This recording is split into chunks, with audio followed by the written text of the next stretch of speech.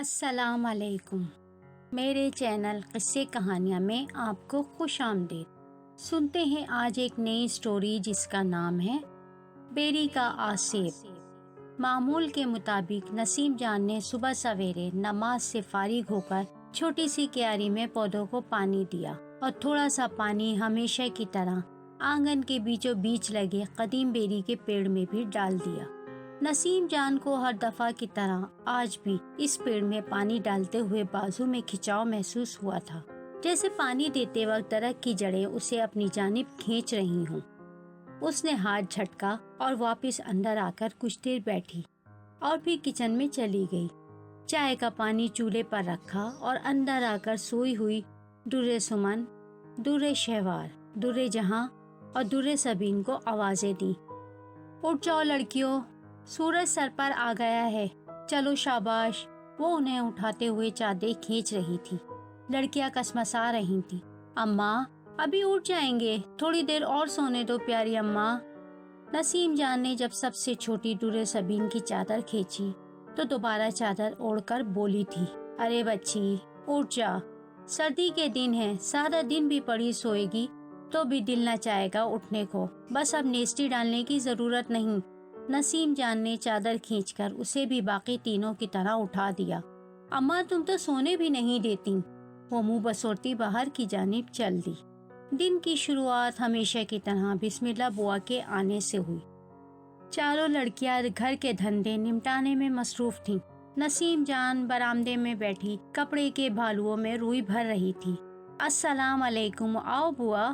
اس نے انہیں سلام کیا اور پاس رکھی پیڑھی بیٹھنے کو دی۔ جیتی رہو بیٹا، کیا حال ہے؟ بوا نے بیٹھتے ہوئے چادر طے کر کے گود میں رکھ لی۔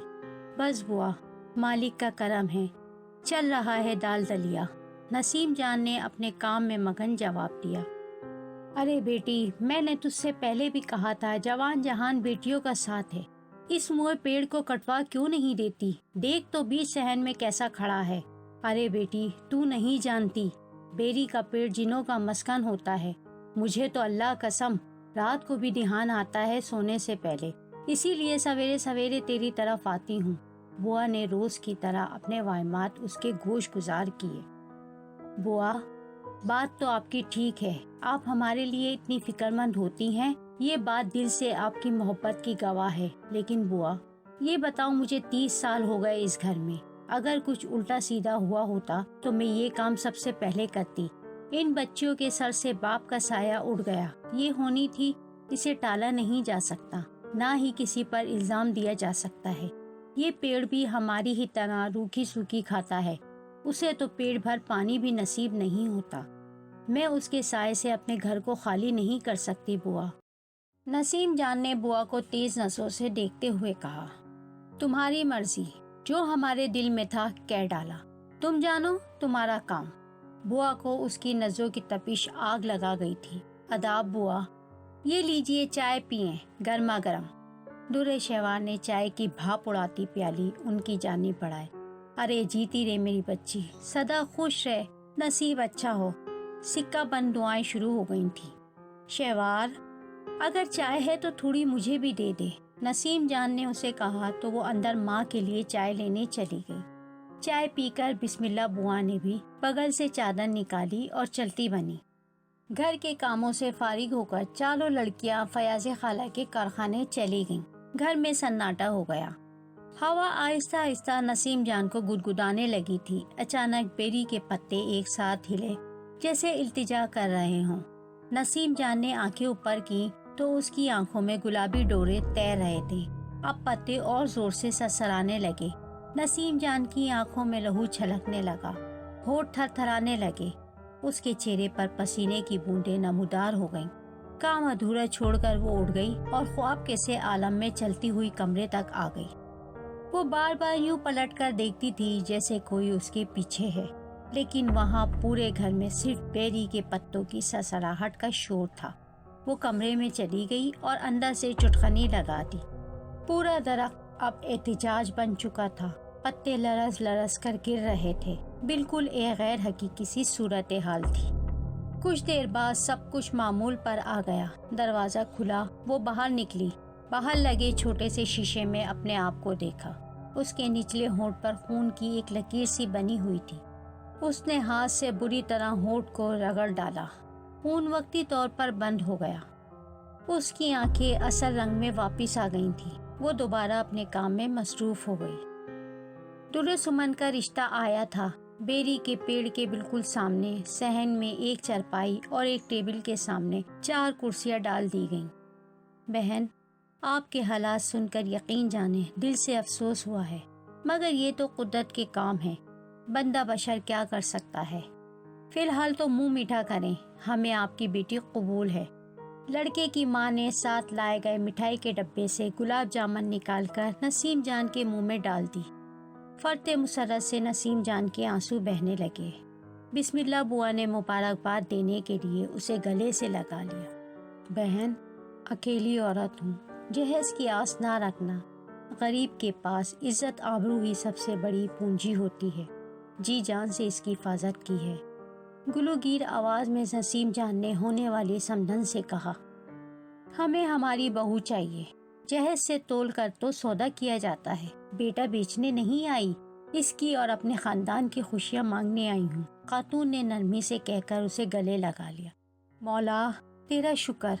नसीम जान ने आसमान की जानिब सर उठा कर कहा। सर नीचे किया तो बेरी के पेड़ से आंखें टकरा गईं। उसका दिल बैठने लगा।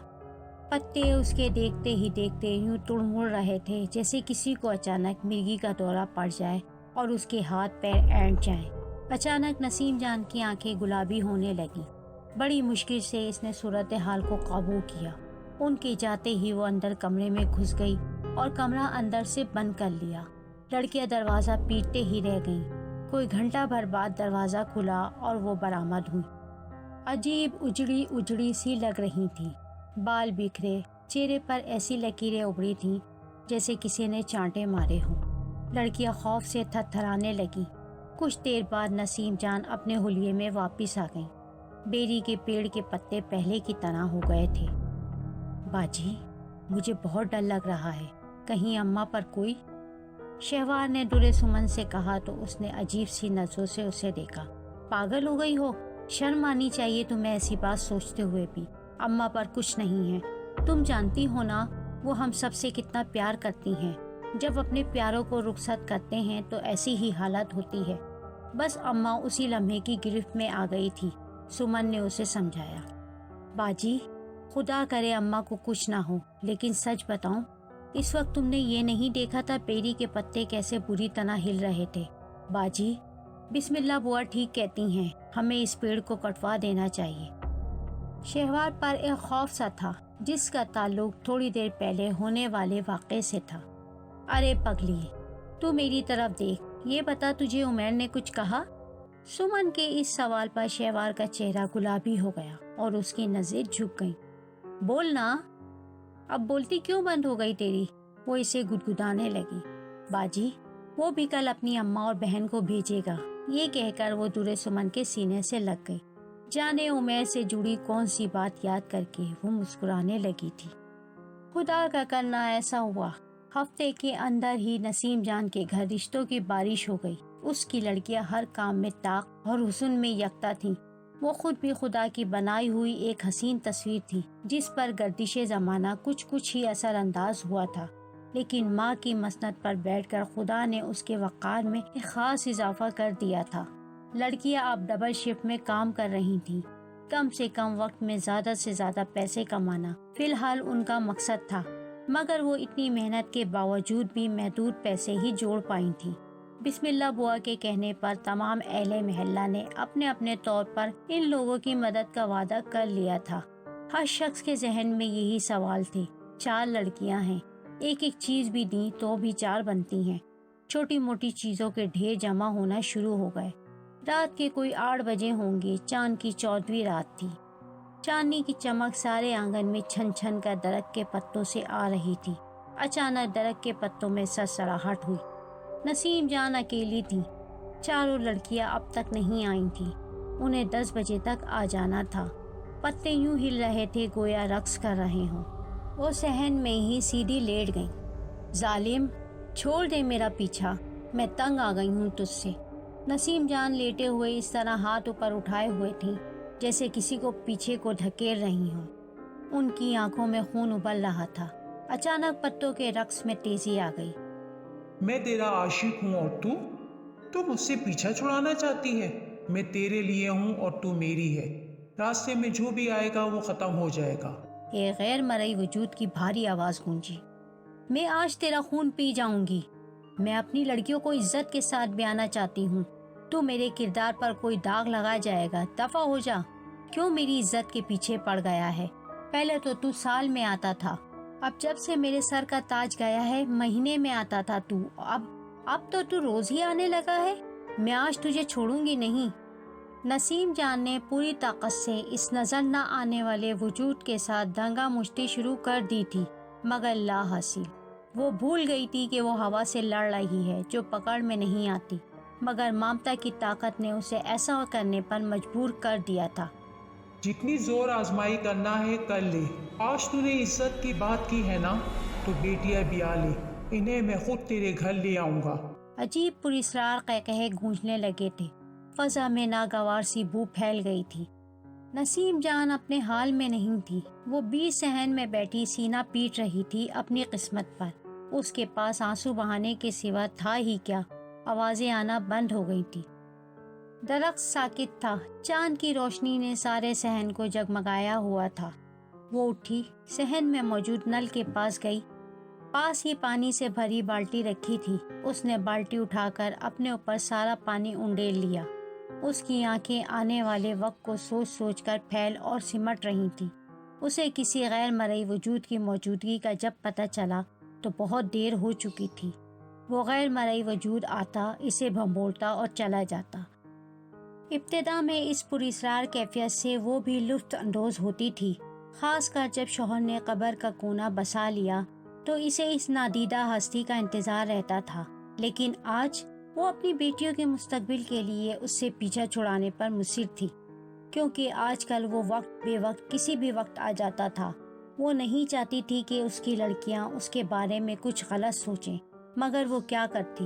وہ بہت کمزور تھی اور وہ منوس بہت طاقتور تھا، مگر آج وہ سب کچھ ہو گیا تھا جس کے بارے میں اس نے کبھی سوچا بھی نہ تھا۔ آگے کی فکر نے اس کے ذہن کو جکڑ لیا اور ماتھے پر گھنا جال سا بن دیا۔ اس کی سمجھ میں نہیں آ رہا تھا کہ وہ کیا کرے۔ تبھی وہ اچانک اٹھی اور زور سے بیری کے پیڑ کو ٹھوکر ماری۔ جو جی چاہے کر لے، لیکن میں تیرا مقابلہ کروں گی۔ بے اختیار ہو کر بیری کے تنے کو اپنے ناخنوں سے کھروچنے لگی۔ میں بھی تجھے نہیں چھوڑوں گی۔ وہ بھاگ کر کچن میں گئی اور تیز دھار والی چھری لے آئی۔ پے در پہ اس نے تنے پر وار کرنا شروع کر دیے۔ درخت سے گرانے کی سی آوازیں آنے لگی۔ وہ ان سب آوازوں سے بے نیاز وار پہ وار کیے جا رہی تھی۔ پھر وہ تھک کر چور ہو گئی اور نڈھال ہو کر ایک طرف گر گئی۔ درخت کے پتے سرسراہٹ پیدا کر کے آخرکار پرسکون ہو گئے۔ دروازے کی زوردار دستک سے وہ ہوش میں آئی تھی۔ اس نے بمشکل حواس بحال کیے، دوڑ کر نل کے پاس گئی، منہ پر پانی کے چھینٹے مارے اور بال صحیح سے دوپٹے کے اندر کر کے دوپٹہ سنبھالتی دروازے تک آئی۔ دروازہ کھولا تو سامنے چاروں لڑکیاں پریشان کھڑی تھی۔ اماں، اتنی دیر لگا دی، طبیعت تو ٹھیک تھی نا آپ کی؟ یہ آپ کی آنکھیں کیسی ہو رہی ہیں اماں؟ دورے شہوار نے بڑھ کر ماں کی پیشانی پر ہاتھ رکھ دیا۔ بس بیٹی، ہلکا سا سر میں درد ہے، تم لوگوں کا انتظار کرتے کرتے نیند آ گئی تھی، اور کچھ نہیں۔ نسیم جان یہ کہہ کر کچن میں چلی گئیں۔ لڑکیاں حیران کمرے میں آ گئیں۔ دورے سمن کو کہیں آس پاس جانے کیوں ایسا لگ رہا تھا کہ جیسے کچھ انہونا سا ہے جس نے اس کی ماں کی آنکھوں کو دھندلا دیا تھا، لیکن اس نے تمام خدشات اندر ہی دفن کر لیے۔ چاروں لڑکیوں کی شادی کی تاریخ رکھ دی گئی تھی۔ اگلے چاند کی 12 تاریخ مقرر ہوئی تھی، جس میں صرف 2 ہفتے رہ گئے تھے۔ نسیم جان نے رات دن ایک کیا ہوا تھا۔ یہ بھی قدرت کا ایک کرشمہ تھا۔ بہت کم ایسا ہوتا ہے کہ ایک ہی وقت میں چاروں لڑکیاں گھر سے رخصت ہو رہی ہوں۔ اس دوران ایک عجیب بات ضرور ہوئی تھی۔ آہستہ آہستہ بیری کے پتے جھڑنے لگے تھے۔ پھر دیکھتے ہی دیکھتے ہرا بھرا درخت گنجا ہو گیا تھا۔ اب 20 صحن میں اسے کھڑا دیکھ کر خوف سا محسوس ہوتا تھا۔ پھر وہ دن بھی آ پہنچا جب نسیم جان کے چھوٹے سے گھر میں ایک ساتھ 4 باراتیں اتری۔ محلے والوں نے کھل کر محلے داری کا حق ادا کیا تھا۔ نسیم جان کو پتہ ہی نہیں چلا کہ کب کس نے پوری گلی میں لائٹیں لگوائیں، کس نے شامیانے لگوائے۔ جب اس نے باہر جھانک کر دیکھا تو گلی ایک سرے سے دوسرے سرے تک باراتیوں سے کھچا کھچ بھری ہوئی تھی۔ ایک خواب کا سا سما تھا۔ نیم تاریک کمرے میں ایک ساتھ 4 دلہنیں حوریں بن کر بیٹھی تھیں۔ سادگی نے معصوم حسن کو 4 چاند لگا دیے تھے۔ نسیم جان کی نظریں بیٹیوں کی بلائیں لیتی نہ تھکتی تھی۔ خدا نظر بد سے بچائے۔ نسیم جان کے ہلے لب ایک ہی دعا مانگ رہے تھے، مولا ساتھ عزت کے اس مرحلے سے گزار دینا۔ نسیم جان آسمان کی طرف ہاتھ اٹھا کر تھوڑی تھوڑی دیر بعد خدا سے مدد کی طلبگار ہوتی۔ نکاح ہوا اور پھر کھانا کھول دیا گیا۔ آخر کار وہ گھڑی بھی آ گئی جسے ہر والدین کی زندگی میں آنا ہوتا ہے۔ رخصتی کا وقت آن پہنچا تھا۔ ہر آنکھ سے آنسو روا تھے۔ رخصتی کی گھڑی جہاں بوجھ پاٹ رہی ہوتی ہے، وہیں اپنی جان کو کسی اور کے ساتھ ہمیشہ کے لیے اپنے ہاتھوں سے رخصت کر دینا ایک کن چھری سے کلیجہ کاٹنے ہی کے مترادف ہوتا ہے۔ نسیم جان اپنی 4 شہزادیوں کو رخصت کر رہی تھی۔ ان کے دل کا حال وہی جانتی تھی۔ بسم اللہ بوا نسیم جان کے دکھ کو جانتی تھی، اس کے ساتھ ہی چپک گئیں۔ اسے تسلیاں دیتے دیتے انہوں نے رخصتی کے مرحلے کو آسان بنا دیا تھا۔ سارا گھر خالی ہو گیا، باراتی چلے گئے، محلے والے بھی اپنے اپنے گھروں کو چل دیے۔ خالی گھر میں عجیب سی وحشت پھیل گئی۔ اوپر سے بیری کا گنجا درخت ایسا لگ رہا تھا جیسے وہ صحن میں کھڑا قہقہے لگا رہا ہو۔ خدا خیر کرے، آگے کا سوچ کر نسیم جان دوبارہ فکر میں گر گئی تھی۔ یا اللہ کرم کرنا، رحم مولا، تو بڑا غفور و رحیم ہے، میری بچیوں کے نصیب اچھے کرنا۔ وہ دعائیں کرتے کرتے کس لمحے سو گئیں۔ صبح اذانوں کے وقت نسیم جان کی آنکھ کھلی۔ وہ سیدھی اندر کمرے میں گئیں۔ اندھیرے میں اکیلا ملگجی سی روشنی دیتا بلب جھول رہا تھا۔ سناٹے کا راج تھا۔ اوہ، میں تو بھول ہی گئی، میری بچیاں تو اپنے گھر کی ہو گئیں۔ مالک تو رحم کرنا، نصیب اچھا کرنا میری بچیوں کا۔ وہ کہتے کہتے صحن میں آ گئیں۔ کیاری میں لگے پودوں کو پانی دیا اور جب بیری کے پیڑ میں پانی ڈالا تو بڑی زور سے ہاتھ کو جھٹکا سا لگا۔ کر لے ٹھٹول، بگاڑ، کیا بگاڑے گا میرا؟ جو دل چاہے کر لے اب۔ وہ درخت کو دیکھتے ہوئے ڈھاڑی۔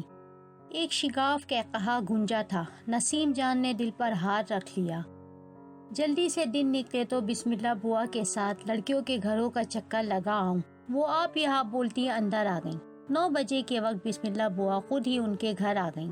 ارے بیٹی چلو ذرا بڑی والی کے ہاں ہو آتے ہیں۔ انہوں نے آتے ہی ان کے منہ کی بات چھین دی۔ چلو بوا میں تیار ہوں۔ نسیم جان نے چادر کو اچھی طرح لپیٹا اور جھٹ جانے کے لیے قدم بڑھا دیے۔ درے سمن کا گھر یہی ہے نا بوا؟ مگر یہاں تو اتنا شور کیوں ہے؟ یہ بھیڑ کیوں ہے بوا باہر؟ درے سمن کے سسرال کی گلی میں پیر رکھتے ہی ان کے گھر کے باہر لگی بھیڑ نے انہیں ہلا دیا تھا۔ وہ بوا کے ساتھ تیز تیز قدم بڑھانے لگی۔ جانے کیوں ان کے قدم من بھر کے ہو رہے تھے۔ دروازہ پار کرتے ہی گھر کے لون میں بیٹھی عورتوں سے معلوم ہوا رات کے جانے کون سے پہر یا اذانوں کے وقت اچانک ایک چیخ بلند ہوئی جیسے کوئی دلہن کا گلا دبا رہا ہے۔ دلہا میاں نے گھبرا کر نئی نویلی دلہن کو دیکھا تو اس کی موت واقع ہو چکی تھی۔ نسیم جان کے جسم سے کسی نے پوری طاقت سے دل کھینچ لیا۔ وہ چیخ مار کر ہال کمرے میں موجود درے سمن کے لاشے کو چمٹ گئیں۔ میری بچی، ابھی تو میں نے تجھے جی بھر کے دیکھا بھی نہیں تھا، میری سہاگن بچی، اپنی ماں کا تو انتظار کر لیتی۔ میں لٹ گئی میری شہزادی، میری پری مجھے چھوڑ کر چلی گئی۔ تیرے ہاتھوں کی تو مہندی بھی ابھی تک مہک رہی ہے۔ وہ ہوشیانی انداز میں چلا چلا کر اپنی دل کی باتیں اپنی اس بیٹی کو سنا رہی تھی جو بہت دور چلی گئی تھی۔ مگر ان سب باتوں پر کسی کو اختیار تھوڑا ہی ہوتا ہے۔ ماں تھی، ممتا کو قرار دے رہی تھی۔ وہیں بیٹھے بیٹھے اسے باقی تینوں لڑکیوں کی بالکل اسی طرح پراسرار موت کی خبریں بھی مل گئیں۔ مارے صدمے کے نسیم جان کا دماغ الٹ گیا تھا۔ ایک ساتھ بیٹیاں رخصت کر کے دوسرے دن چاروں بیٹیوں کو دنیا سے ہی رخصت کرنا پڑ گیا تھا۔ وہ سیدھی اسپتال پہنچا دی گئیں۔ نسیم جان کے دکھ پر ہر ایک دکھی تھا۔ چاروں گڑیوں جیسی دلہنیں کسی کی آنکھوں سے نہ مہ ہوئی تھی کہ دوسرے ہی دن چاروں کو موت کے سفید لبادے میں لپٹا دیکھنا پڑ گیا تھا۔ یہ سرخ اور سفید کا بھی کیا جوڑ ہے، ایک رنگ خوشی کا ہے تو دوسرا غم کا۔ پورے 24 گھنٹے بعد ڈاکٹروں نے نسیم جان کی حالت کو نارمل کر کے واپس گھر جانے کی اجازت دے دی تھی۔ وہ جو بیٹیوں کی خیریت معلوم کرنے گھر سے نکلی تھی، سب کچھ لٹا کر لوٹ رہی تھی۔ قدم اٹھ ہی نہ رہے تھے، مرے مرے قدموں سے وہ گھر پہنچی۔ دروازہ کھولتے ہی بھائیں بھائیں کرتا گھر کھانے کو دوڑنے لگا۔ چاند کی 14 کا چاند پورے حسن کے ساتھ چمکتا ہوا اس کے آنگن کو چاندنی سے بھر رہا تھا۔ اچانک اسے ہر طرف سے قہقہے گونجتے محسوس ہوئے۔ اس نے نظر اٹھا کر اوپر دیکھا۔ اس اجاڑ درخت پر نئی نئی کوفلیں پھوٹ رہی تھی۔ وہ مڑی، کھلے دروازے سے نکلی، سامنے ہی بسم اللہ بوا کا گھر تھا۔ وہ ڈرانہ اندر گھسی اور سامنے پڑی کلہاڑی کو اٹھا کر واپس پلٹی۔ اس کی تیزی جنونی کیفیت کو دیکھ کر بسم اللہ بوا نے برابر والے گھر کے سمت کو نیند سے اٹھایا اور اسے لے کر نسیم جان کے ہاں پہنچی۔ نسیم جان پاگلوں کی طرح بیری کے پیڑ پر کلہاڑی چلا رہی تھی۔ کبھی وہ سیدھا پڑتا اور کبھی کلہاڑی اچٹ جاتی۔ خالہ، میں ہوں نا، آپ الگ ہٹیں، میں پیڑ گرا دیتا ہوں، سمد نے آگے بڑھ کر کہا۔ نہیں، میں تجھے خطے میں نہیں ڈال سکتی، نسیم جان نے ہانپتے ہوئے کہا۔ اب کوئی وسیلہ بھیجے گا تو صرف میرا اللہ، تو بہت کمزور ہے، الگ بیٹھ۔ خالہ، یہ آپ کیا کہہ رہی ہیں؟ سمد کو لگا کہ نسیم جان کا دماغی توازن بگڑ گیا ہے، مگر نسیم جان جانتی تھی اس کی معصوم پریا اسی بیری کے پیڑ کے عطاب کا شکار ہوئی ہیں۔ اچانک سے پیڑ پوری طرح ہلنے لگا، ایسا لگ رہا تھا جیسے زلزلہ آ گیا ہے۔ بوا اور سمد بہت دور ہو کر دیوار سے جا لگے تھے۔ نسیم جان نے درخت کو دونوں ہاتھوں سے پکڑ لیا تھا۔ تو مجھے اب نہیں ڈرا سکتا، میری گڑیا واپس کر دے، مجھے میری بچیاں واپس کر دے۔ درخت بدستور ہلتا رہا، جیسے آج درخت کے اندر کوئی طوفان آزاد ہوا تھا، اور پھر نسیم جان کو ایک زوردار جھٹکا لگا اور وہ تیورا کر زمین پر جا گری۔ ادھر اس کے ماتھے سے خون کا فوارہ نکلا اور ادھر درخت پرسکون حالت میں واپس آیا۔ نسیم جان اوندھے منہ زمین پر ڈھیر ہوئی پڑی تھی۔ بوا اور سمد نسیم جان کی جانب بڑھنے ہی والے تھے کہ اچانک انہیں چوں چوں چڑیوں کی آواز سنائی دی۔ ارے یہ کیا ہے؟ بوا نے چڑیوں کی آواز کی جانب گردن کی۔ سمد بھی حیران تھا۔ نسیم جان پوری طاقت لگا کر اٹھ بیٹھی اور پھر آنکھوں میں گلابی ڈورے لیے پیڑ کی جانب دیکھنے لگی۔ 4 سنہری چڑیاں چھوٹی چھوٹی سی نسیم جان کے اس طرح بیٹھتے ہی درخت سے اتر کر نسیم جان کے پاس آ کر چوں چوں کرنے لگی۔ نسیم جان نے انہیں ہاتھ میں لے کر پیار کیا۔ یہ اس کی اپنی گڑیاں تھیں جو چڑیا بن کر پھر سے بابل کے جھبے پر آ گئی تھی۔ نسیم جان نے انہیں واپس درخت کی جانب اڑا دیا اور اب اس کے قدم کمرے کی جانب تھے۔ درخت پرسکون تھا اور یوں لگتا تھا جیسے نسیم جان کے کمرے میں جانے پر اسے کوئی اندیکھی سی خوشی ملی ہو۔ ادھر نسیم جان نے کمرے میں پیر رکھے، ادھر معمول کی طرح درخت جھومنے لگا۔ عین اسی وقت دروازے پر دستک ہوئی اور باہر سے آواز آئی، نسیم جان، فکر نہ کر، وقت پورا ہوتا ہے تو وسیلہ خود نکل آتا ہے۔ اگر اجازت دے تو میں اندر آؤں؟ کون ہے؟ اندر آ جاؤ۔ دروازہ کھلا اور ایک ملنگ داخل ہوا۔ اس کے ہاتھ میں مورچھل تھا، گلے میں کشکول لٹک رہا تھا، بال جھڑولے تھے اور گلے میں عقیق کی مالا۔ جیسے ہی وہ اندر داخل ہوا، چٹاخ کی زوردار آواز گونجی۔ ملنگ نے گال پر ہاتھ رکھ کر پیڑ پر نظر ڈالی، پھر گونجدار آواز میں بولا، اچھا ہوا، شروعات تو نے کر دی۔ پھر اس نے اپنی جھولی میں ہاتھ ڈال کر کچھ نکالا، پھر دوڑنے کے انداز میں پیڑ کے گرد چکر لگا کر اس نے کالے دانے بکھیر دیے جیسے وہ حصار کھینچ رہا ہو۔ پھر اس نے چہرہ اوپر اٹھا کر پیڑ کی اونچی شاخ پر نظر ڈالی اور بولا، ہمت ہے تو باہر نکل۔ سن، ابھی تک تجھے اس لیے کچھ نہیں کہا گیا کہ تو خلق خدا سے ٹکرا نہیں رہا تھا، کسی کو نقصان نہیں پہنچا رہا تھا، مگر اب تو نے 4 جانیں دے کر عطاب کو آواز دی ہے۔ زندگی کا مالک و مختار خدا ہے۔ تو نے ان 4 بہنوں کی جان لے کر بہت ظلم کیا ہے، تجھے اس کی سزا ضرور ملے گی۔ اسی وقت پیڑ زور زور سے ہلنے لگا۔ خوب اچھل کود مچا لے، تو اب نسیم جان کو بھی ڈرا نہیں سکتا، تجھے قید ہونا ہی پڑے گا۔ اگر شرافت سے نہیں آئے گا تو تجھے کھینچ کر اتاروں گا اور تجھے اذیت بھری زندگی ملے گی۔ تا عمر تو خاردار آتشی کوڑے سے پٹا رہے گا۔ ملنگ کی باتیں سن کر اور بیری کے ہلتے ہوئے پیڑ کو دیکھ کر بسم اللہ بوا اور سمد حیرت سے گنگ تھے۔ मलंग हर तरफ से बेपरवाह बेरी की टहनी पर नजर जमाए खामोश लब से कुछ पढ़ रहा था। फिर उसने फूंक मारी। 3-4 बार इसी अमल को दोहराने के बाद उसने झोली से लंबी लंबी 4 कीलें निकाली और उन्हें बेरी के पेड़ के नजदीक जमीन पर गाड़ता चला गया। इस काम से फुर्सत पाकर उसने नसीम जान से कहा, अब भी वक्त है, तौबा का दरवाज़ा खुला हुआ है, अल्लाह से माफ़ी मांग और इंतज़ार कर। जब ये पेड़ सूख कर खुद ही गिरेगा तभी उसे बाहर फेंकना और खुद भी अपने देवर के पास फैसलाबाद चली जा। अपने फिर अपने होते हैं। मलंग जिस पुरस्रार अंदाज में आया था उसी तरह वापस हो गया। नसीम जान, बिस्मिल्लाह बुआ, या समत, किसी की ज़बान ना खुली। अगर आज की स्टोरी आपको पसंद आई है तो वीडियो को लाइक करके अपने दोस्तों और जानने वालों से ज़रूर शेयर करें। अगर आपने अभी तक चैनल को सब्सक्राइब नहीं किया तो नीचे दिए गए सब्सक्राइब के सुर्ख बटन को क्लिक करके साथ मौजूद बेल आइकॉन को प्रेस करें ताकि नई आने वाली वीडियोस की नोटिफिकेशन आपको बर वक्त मिल सके। शुक्रिया।